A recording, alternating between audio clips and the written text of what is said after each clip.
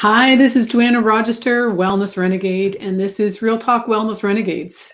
Today we're going to talk about being happy. With everything going on in the world right now, and I look out the window and see it's a cold, not sunny day here, sometimes it can be challenging to feel happy. Often we're anxious, worried about what's going to happen in our lives. And it feels like sometimes if we're watching the news or talking to people, that sometimes that happiness just gets sucked right out of us.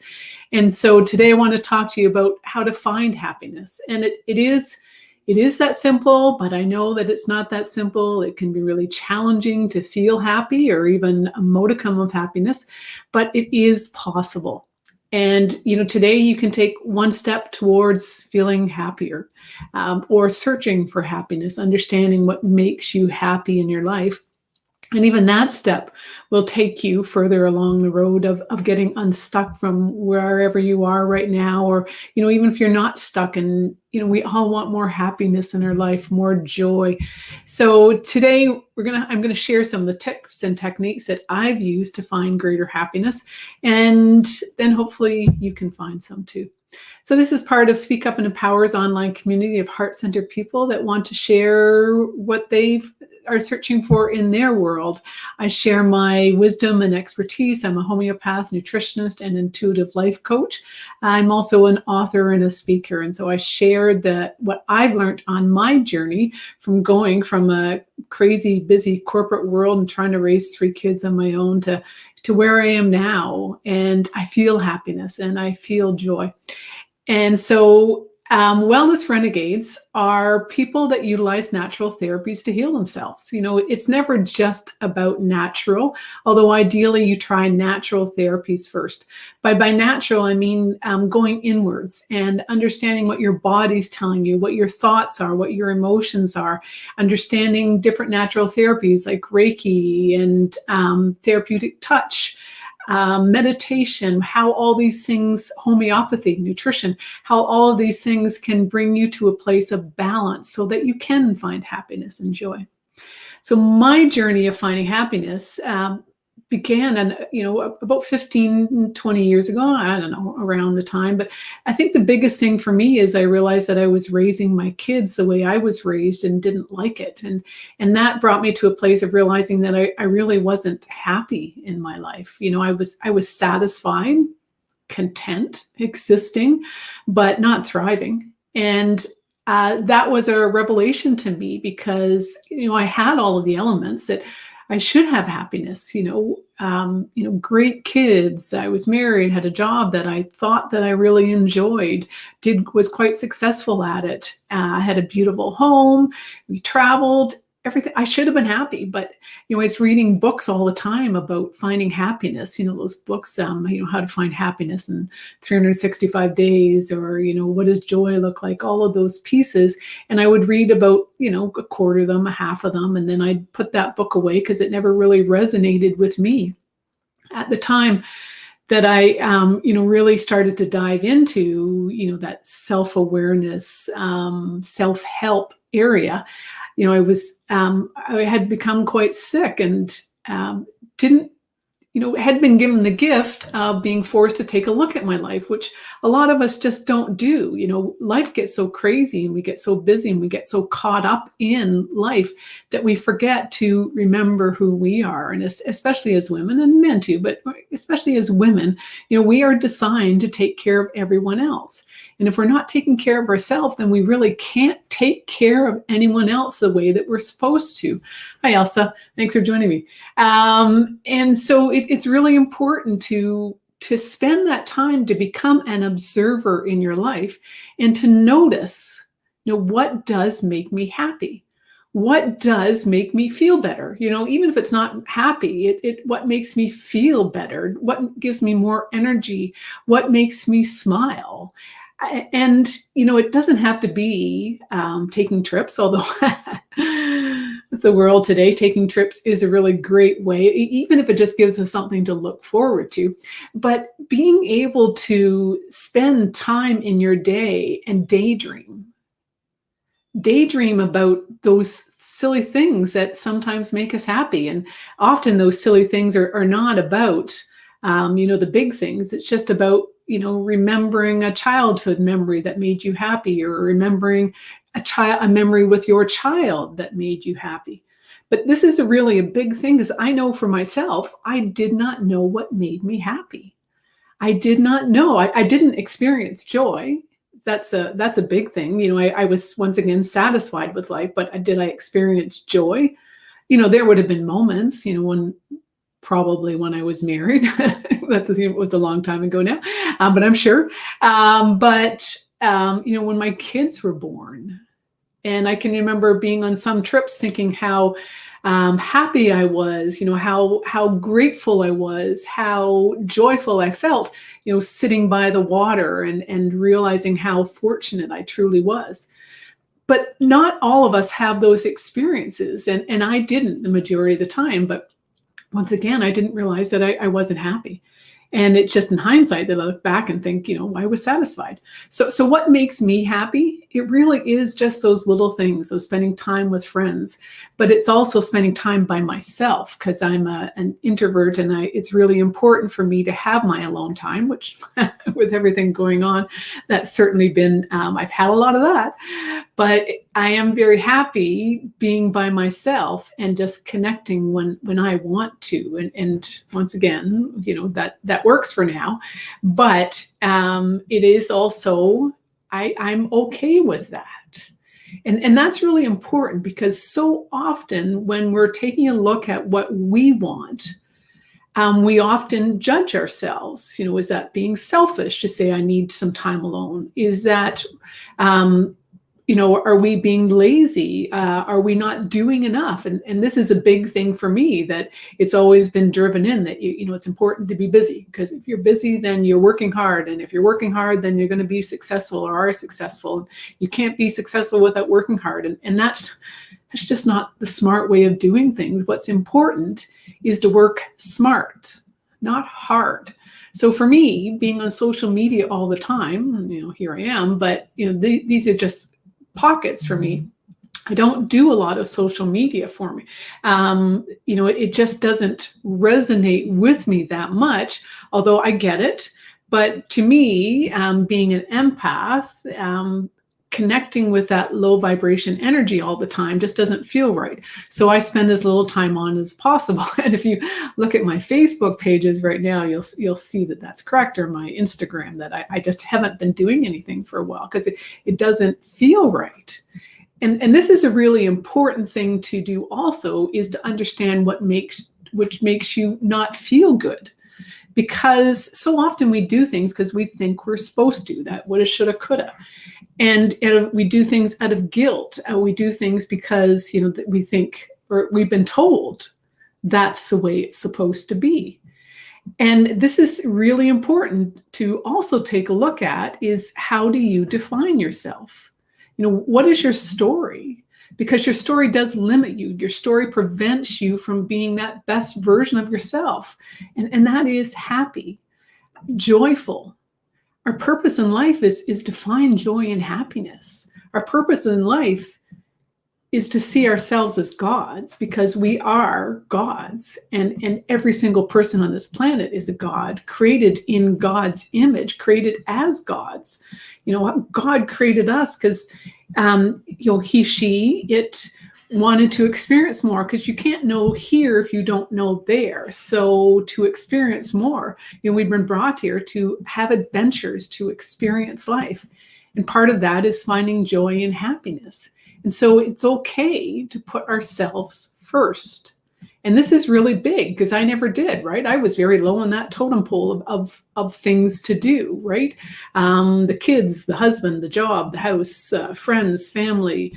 I came kind of a long shot after that, if I ever reached that point, which of course I was so overwhelmed in life that I never did reach that point.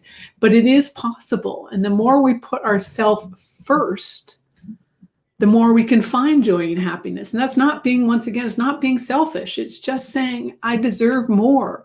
I deserve to find a piece of me. And this comes down to that self-love thing that I talk about pretty much all the time lately, because it's so important and it is so necessary for you to find joy in life. And when you find joy in life, you'll find joy and happiness in those around you. Growing up, or not growing up, but when I was raising my kids, it was work. And I really look back, and that's one thing that I can't judge myself for, because that's who I was at the time. But I can also be grateful that I did start doing something about it, and I started to examine myself more and take a look at who I am and what I was doing. And did I like the way I was raising my kids? Did I like the way I disciplined them? Did I like the way I responded to them? And it was a big no. And so I had to change. I had to find out. I had to start to observe myself. I had to start being curious about myself. And the more you can do that, the more you will go inward and come to understand yourself better and be able to understand what makes you happy. What brings you joy? What brings you peace? And then to explore ways to bring that more into your life. And I'm not talking about completely flipping things around and just going out there and saying, this is it. Although I did watch Bad Moms the other night. And that's such a great show. They did do that. But it's taking a step. And so what's your first step? And I would strongly encourage you to see that it is to be that observer, to be curious about yourself, and to come to understand yourself better, and to know you, and to know that you deserve happiness, joy, peace, health. All these things are your birthright, are the contract that you came into this world to implement and to put in place, and to pull people in. Every single one of you. Your contract was to have adventures and to experience life. And not necessarily, what's happened in your life that's been traumatic or been painful or has not brought you joy. It's been there to show you how to move through things, to let go, to understand that what's happening in the world around you is just that. It's happening. It's actually not changing you unless you decide to change yourself, which is what I did before. And to reach a place where my kids, I didn't see them as a workload. And unfortunately, that's what it was, right? When they made a mess, I had to clean it up. When they had homework, I had to help them. When I was cooking, I had to make dinner. Nothing was done from joy. It was done because I had to. And if you can start to flip things around and see, you know what, I really do enjoy cooking. So this is not work. This is something that can bring me happiness if I start to reset my way of thinking, but also to start to do things slightly differently. So when I had Graves' disease years ago, and I said that was a gift, it truly was, because it forced me to stop and take a look at how I saw the world and how the world saw me, and to start to rethink things. And so you can do that too. And so how do you see yourself? How do other people see you? This is huge, because most people have no idea how the world sees them. They have this image of themselves, this story that they've created that's been there. It's based upon what their parents said about them, what their friends said about them, how they've been labeled, things that have happened, right? Your story. But that story is not the truth, because you are so much more than your story. And there is so much possible. And so much of what prevents us from uncovering that story and diving in is fear. Fear of the unknown, fear of change, of fear what happens if I let go, then who I am I? And this was huge for me when I got divorced, right? That uncoupling. I'd been with him for 30 years, and who was I? So I met him when I was 17, 18, and so didn't know myself. So went from being someone's daughter to someone's boyfriend, girlfriend, to being married. But it was also all about him. But in part, that's why I chose that partner. right? Because it always had been about other people and not me, right? It was, how do I make people happy, being that middle child. And so my journey really has been to figure me out since that divorce happened, right? Who am I? And who do I want to be? Because that is huge also. So once you can take a look at it, and I should qualify that. Do I still know who I am? No. That is a life journey. But I've come so much farther than I ever did before. And I have a lot better idea. So I encourage you to take a look at yourself. Who are you? And get past those generalizations that I'm a friend, I'm loyal, I'm a friend, I'm a mother, I'm a sister. Get past those. Dive in and explore who you are. And for some of you, part of that will be not wanting to be arrogant or seen as conceited. If you can call yourself a very smart person, that's okay. You know what? This is really huge for me, right? Because we were always told to be seen and not heard. Not told, but it was implied because there were 6 kids and way too much. To be seen and not heard, to never brag, to never state, to talk about your accomplishments or anything like that. That was something that you just didn't do. That was low class. It was conceited. So for me to be able to say, I think I'm a healer. I'm a very intelligent person. I've accomplished a lot in my life. That, for the longest time, and even right now, there's still a part of me that still says you don't say that. But it's not bragging. I know that I've accomplished these things and I can recognize them and I can be proud of myself for doing what I've done, because it's taken a lot of work. It's been a process, and it's taken me many years to reach this point where I can say to myself, I think I'm attractive. I'm a smart person. I am, and once again, there's still lots of work to be done, but moving to those places where you can say, the things that you want to say about yourself and to be okay with that. It's not conceited. It's not arrogant. You're not comparing yourself. And maybe this is a big thing. You're not comparing yourself to anyone else. You're just looking at you and who you are. And if you can do that, then you're not coming from a place of ego, and you're not being controlled by ego. You're not dictating.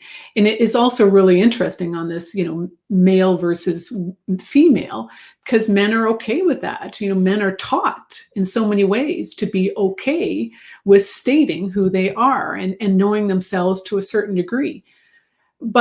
And women are told to not do that. And there's all kinds of sociological studies that will prove that women are much more humble, and it's always, I don't deserve this, or they work their butts off. So getting past that, it's okay to be able to say, I like this. I see myself this way. And the more you can do that, the more you can find joy and happiness within. The more you're okay with who you are, the more you can accept yourself. Not only the good parts, but also those pieces of yourself that you've ignored, or you suppressed, or you didn't like.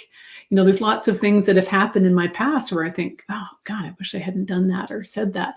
But I don't look at those places with judgment. I look at those places and think, how can I do this better next time? What would bring me more joy about this situation? How could I have, how could I have done that differently? But not with judgment, because judgment means you did something wrong, or right, but definitely wrong. And so loving all those pieces of yourself will also bring you more happiness, because you let go of that judgment. And so self-love of all parts of yourself is such a big place to be, and to bring you joy. In my book, yes, I'm going to brag about my book. In my book, The Magnificence of Magenta, Rediscovering the Color of Your Soul, I talk about my journey. I talk about all the places that I've come from, the disease, hyperthyroidism, and that gave me that gift of taking a look at myself. The divorce, extremely painful divorce after 30 years. And then, and actually before that, the death of my mother in a car accident. So all these pieces of grief taught me more about myself, because with everything that happened, I started to look at myself more and wanted to, tried all these different natural therapies to try to understand myself more. I didn't know how to do it myself. I didn't know how to, I'd gone to a counselor a few years before and trying to learn how to deal with my kids better, but I'd never actually, been able to say, this is what I'm going to do. Here's how you do the work. Of course, in part because it's different from every single person. And that's part of what I do, is to help people start on their journey of awareness, of individuation, of greater consciousness. But it is truly a journey, and it takes a while. And so within this book, I talk about the different ways that I learned to deal with grief and all the different forms of grief. Because, we all have traumas in our life. Some are worse than others, but it's nothing to compare. It's what makes you feel sad or hurt or angry or in pain. It doesn't, you're not going to compare yourself to anyone else, because there is no comparison on different levels, because we all have things, and we've invited them into our life in some way. And so how do you deal with that? How do you move through with it? And this is what I talk about, dealing with grief with affirmations to reset your mind, how food affects you, how it affects your mood, nutrition, and the keto diet can make huge impacts on the way that you feel and to feel about yourself. And, weight loss, so often weight loss, yes, nutrition and supplements and physical exercise are extremely important, but it's much more important to understand your mindset, to understand how you see yourself, how to understand how your story is blocking you and preventing you from letting go of that weight, or that you deserve to lose weight. So it's always a holistic approach to things. Because to find joy and happiness, you have to look at your mindset. You have to look at your emotions. So look at the mental and emotional. But the physical part too can bring you joy and happiness. If you feel better physically, if you have more energy, if you don't have cramps or you don't feel yucky, you don't have aches and pains, this will all come together and bring you to that place where you start to at least see that there's a light of happiness at the end of the tunnel. And that, maybe today is I look up at the trees, or look up at the sun if it comes out, or look at the snow and say, that makes me happy, or it can make me happy. I can look at that and find a bit of joy in that. Underneath the grass, there was some, what kind of plants are they? I'm drawing a blank on this. Not orchids. Anyways, some of the plants, the spring plants coming up. Crocuses. So, you can look at the snow and say, underneath that snow, hopefully it's the last of the season, and there's crocuses under there waiting to bloom. And oh, there's a great metaphor for you. That's exactly what's happening right now, right? You are that flower waiting to bloom because you've got it inside of you. Anything is possible. It's all inside of you. You can get help, and you can have someone that pushes you or draws you or suggests things to you to move you along faster. But everything that you need is already inside of you to become that best version of yourself, to find joy, to find happiness, to know that it's out there. No matter what your situation is, it's always possible to make changes, to take one little step.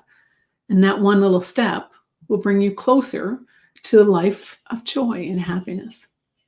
So I hope you got something out of this today. If you have any questions, suggestions, ideas that you'd like for yourself, once again, my book, you can get it at my website, or check out my, I'll switch it over to my YouTube channel. And to find out more there, got lots of previous videos, but it's always going to be, oh, my light just went out. It's always going to be, what resonates with you? What little step can I take today? Is it meditating? Is it the affirmations, writing those out? Is it, adding more water to my diet so I flush out toxins? But it's always going to be just one little thing. It doesn't have to be a big life change, but you have it in you to be happy, to find joy, and to take yourself to that next step towards greater consciousness, greater awareness, from letting go of your story and figuring out who you really are, that beautiful, intelligent soul that's inside of you that's just waiting to come out from underneath the snow. So Joanna Rogister, Wellness Renegade. This is part of Real Talk Wellness Renegades on Speak Up and Empower. Check out speakoutempower.com. And if you have any topics you'd like me to cover off or you'd like more information, please reach out. I'm on Real Talk Wellness Renegades. Wellness Renegades is my Facebook page. There's also Joanna Rogister Soul Alchemist. I'm kind of everywhere, although I'm not doing that much. Have a great day, and we'll see you next Tuesday at 10:30. But also on Thursdays at 12:30 for Real Talk Soul Alchemy, where I talk more about that journey of transforming your soul. Have a great day.